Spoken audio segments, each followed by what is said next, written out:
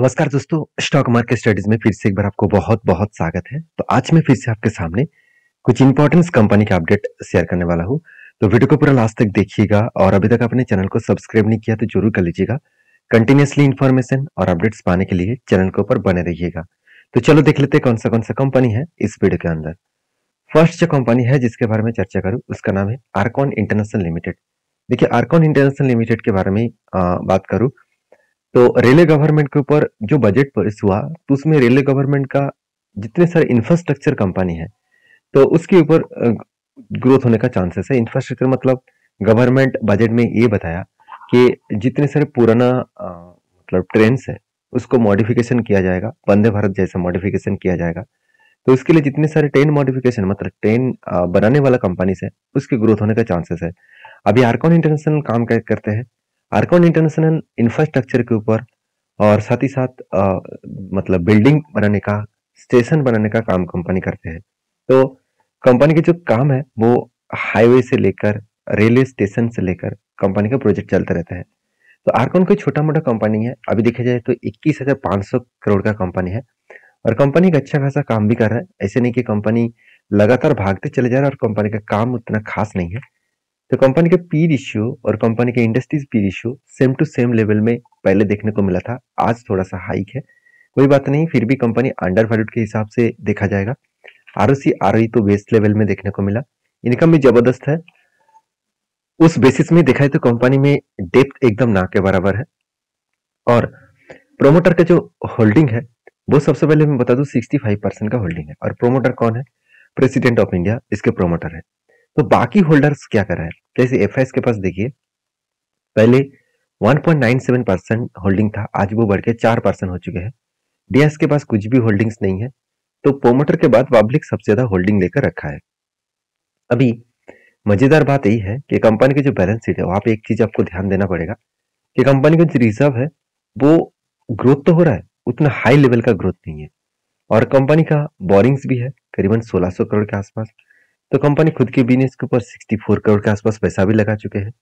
और कंपनी को इस साल 843 करोड़ के आसपास कंपनी का ट्रेड भी मिला। तो ये सारे पॉइंट्स को एक साथ कैलकुलेशन करके मैं एक ही बात कहूंगा कि कंपनी के ऊपर एक अच्छा खासा ग्रोथेबल सिचुएशन देखने को मिला।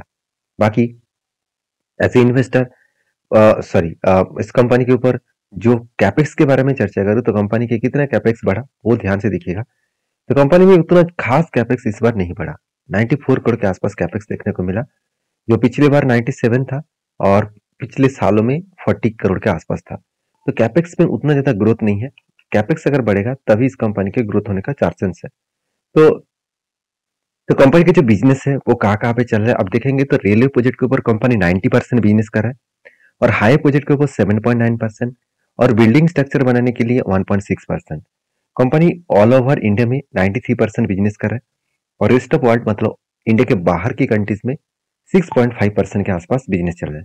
तो कंपनी के एक फिगर आउट जो है वो कंपनी में एक बेस्ट परफॉर्मेंस देखने को मिलता है। हाँ, रेलवे गवर्नमेंट का जो अनाउंसमेंट होने वाले थे बजट में, देखा जाए तो ये जो बजट था वो इंटरिम बजट था। तो इंटरिम बजट होता क्या है? देखिए जब भी कोई इलेक्शन आते हैं तो इलेक्शन के पहले कोई बजट अगर पेश किया जाए तो उसको इंटरिम बजट कहा जाता है, क्योंकि नेक्स्ट जो इलेक्शन होने के बाद कौन सा पार्टी रहेंगे वो पार्टी डिसाइड करेगा कि एक्चुअली फाइनल बजट क्या होगा। तो आपको अप्रैल मंथ में जो बजट दिखेगा वहां पे कुछ खास बजट आपको देखने को मिल सकता है। बाकी इस कंपनी के ऊपर चार्ट पैटर्न्स के बारे में बात करूं तो मैंने यहाँ पे एक टेल लिया था, वो कफ विद हैंडल पैटर्न्स बना था। फाइनली ब्रेकआउट हुआ और ब्रेकआउट कंफर्मेशन भी हुआ और फाइनली यहाँ पे टारगेट को अभी अचीव किए। और टारगेट अचीव करने के बाद मैंने आपको ये बताया कि इतने लंबा जर्नी होने के बाद किसी न किसी जगह पे इसको होल्ड करना पड़ेगा। तो फाइनली यहाँ पे मुझे लग रहा है इस जगह पे कंपनी क्या करने वाले, होल्ड करने वाले। तो अगर इसको मार्किंग कर दूं तो ये एक रेंज बन रहा है, इस रेंज के ऊपर कंपनी होल्ड करेगा और होल्ड करने के बाद इस लेवल को वो रिटेस्ट करने का कोशिश करेगा, हायर लेवल को। तो यहाँ पे थोड़ा सा टाइम बीतने के बाद अगर ब्रेकआउट करे तो एक बड़ा मोमेंटम देखने को मिल सकता है। बाकी आपके क्या ओपिनियन है जरूर मुझे कमेंट्स करके बताना। तो नेक्स्ट जो कंपनी है उसका नाम है टाटा स्टील। सबसे पहले टाटा स्टील के मैं चार्ट पैटर्न के ऊपर जाऊंगा। देखिए सबसे पहले टाटा स्टील के जो चार्ट पैटर्न बना, आप देखेंगे यहाँ पे क्या बना, कप विद हैंडल पैटर्न्स बना। फाइनली ब्रेकआउट हुआ, ब्रेकआउट कंफर्मेशन भी हुआ। उसके बाद जब भी रिटेस्ट किया तब मैंने एंट्री लिया था और रिटेस्ट करने के बाद कंपनी के और भी करेक्शन देखने को मिला था। तो करेक्शन देखने को मिला था और उसके बाद यहाँ पे देखिए इस लेवल को वो रिटेस्ट किया और रिटेस्ट करने के बाद वो धीरे धीरे करके अप ट्रेंड में जा रहा है। तो अभी देखिए कंपनी का जो एक स्ट्रांगली रेजिस्टेंस है, ये प्रीवियस एक हाई है। देखिए प्रीवियस एक स्ट्रांगली क्या है, यहाँ पे एक रेजिस्टेंस है और इसको रेजिस्टेंस कम सप्लाई जोन कहा जाता है। इस लेवल को कंपनी क्या किया, टच किया और टच करने के बाद इस लेवल को टच करने के बाद उसके बाद वो रीबैक कर रहा है और धीरे धीरे करके वो टारगेट को अचीव कर सकते हैं। अगर टारगेट को एंटी लेवल से टारगेट तक अचीव करे तो जो मेरा टारगेट लेवल है 146 के आसपास, तो वो लेवल को अगर टारगेट का अचीव करते हैं तो 18% के आसपास मुझे टारगेट मिलने का चांसेस है। बाकी इस कंपनी के ऊपर एंटी क्यू लिया वो सबसे पहले बता दूं। देखिए कंपनी के ऊपर जो कैपेक्स है उसके बारे में चर्चा करूं तो कंपनी इस बार हाईएस्ट कैपेक्स को बढ़ा चुके हैं। 2022 में कैपेक्स था 9,900 करोड़ और अभी जो कैपेक्स है वो बढ़ के हो चुके 16,200 करोड़। तो अलग लेवल का कैपेक्स को ग्रोथ होता देखने को मिले और उसी बेसिस में कंपनी के ऊपर एक बहुत बड़ा अपडेट भी है। आप सभी जानते हैं पिछले में एक वीडियो में बताया था कि कंपनी यूके में मतलब यूनाइटेड किंगडम में एक प्लांट बनाने वाला है। तो यहाँ पे टाटा मोटर्स का यहाँ पे कहना है कि टाटा स्टील को कहना है Tata steel to consider additional investment in UK plant if more government funding available. मतलब गवर्नमेंट का फंड अगर टाटा स्टील को मिला तो एक्स्ट्रा अगर एक्स्ट्रा पैसा गवर्नमेंट के तरफ से मिला तो वो यूके में जाकर एक प्लांट जरूर क्रिएट करेंगे। तो यहाँ पे जो सिचुएशन है उस सिचुएशन के बारे में चर्चा करूँ तो कंपनी के ऊपर एक अच्छा खासा हाई ग्रोथेबल सिचुएशन आने का चांसेस है। अभी देखिए इस कंपनी के ऊपर सबसे जो मजेदार बात आपको इस चीज को देखना चाहिए जरूर, कंपनी का जो बिजनेस है वो किस बेसिस में हो रहा है। देखिए इंडिया में जो कंपनी का बिजनेस चल रहा है 53% और रेस्ट ऑफ वर्ल्ड में कितना 46%। इसका मतलब कंपनी सिर्फ इंडिया के ऊपर डिपेंडेंट नहीं है, कंपनी बाहर की कंट्रीज के ऊपर भी डिपेंडेंट है। तो इसका जो मेजर बिजनेस है वो स्टील के ऊपर है 93% और बाकी अदर्स के ऊपर 6% के आसपास। तो कंपनी का जो बिजनेस है वो आपके साथ शेयर कर चुका हो।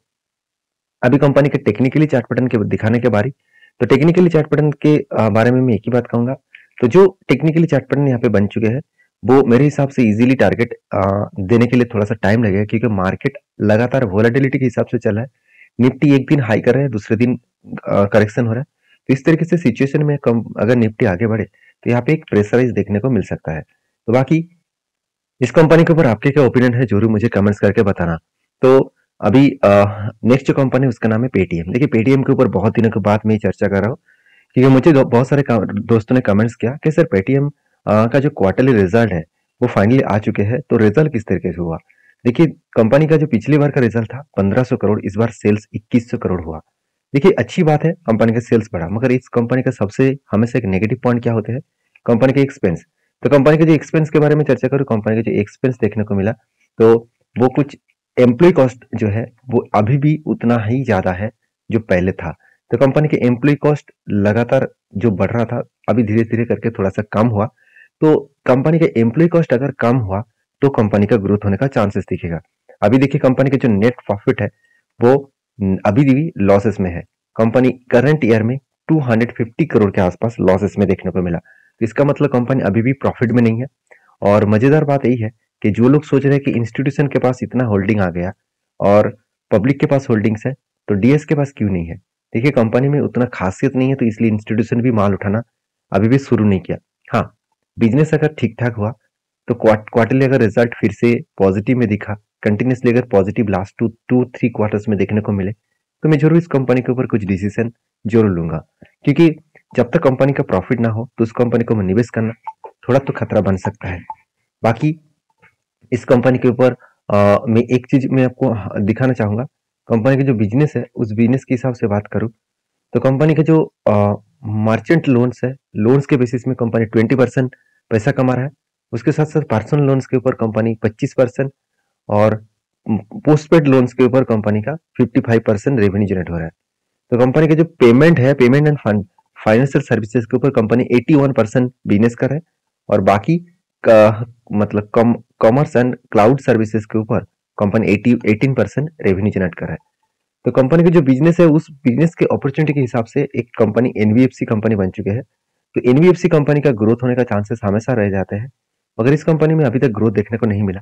जब ग्रोथ होगा तब मैं आपके साथ इस कंपनी के बारे में और भी ज्यादा चर्चा करूंगा।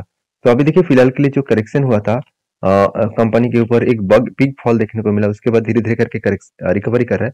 तो मैंने आपको ये भी बताया जो इसका गैपिंग लेवल है, इस गैपिंग लेवल को वो फिलअप करने के लिए जरूर जाएंगे। तो मुझे लग रहा है कि अभी गैपिंग फिलअप होने के लिए थोड़ा ही बाकी है। तो इस गैप को फिलअप करने के बाद देखना चाहता हूँ कि इस हाई लेवल को ब्रेकआउट करता है कि और भी नीचे करेक्शन होने का चांसेस है। तो आपके क्या डिसीजन है जरूर मुझे कमेंट्स करके बताना। तो नेक्स्ट जो कंपनी है उसके बारे में चर्चा करें, उसका नाम है जुबलिएंट इंग्रीविया लिमिटेड। तो जुबलिएंट इंग्रीविया लिमिटेड जो एक छोटा सा कंपनी है, 6,800 करोड़, और इस कंपनी का जो बैलेंस शीट है उसके बारे में चर्चा करें तो कंपनी के जो कॉर्पोरेट एक्शन है उसके ऊपर देखेंगे तो कंपनी डिविडेंड अनाउंसमेंट कर चुके हैं। 9 तारीख को आपको डिविडेंड देने वाला है और वो भी ₹2.5 करके। तो जितने सारे दोस्त ने इस कंपनी के ऊपर निवेश करने के लिए सोचा है डिविडेंड पाने के लिए, तो एक बार रिसर्च करके जरूर काम करना। तो सारे वीडियोस, ये सारे डेटा जो है मैं आपके साथ एजुकेशन पर्पस में शेयर किया हूँ। कोई भी मेरी तरफ से बाय एंड सेल का रिकमेंडेशन नहीं है। प्लीज काम करने से पहले सारी चीजों को एक बार रिसर्च करना, उसके बाद काम करना। मिलते हैं नेक्स्ट वीडियो में, तब तक के लिए धन्यवाद।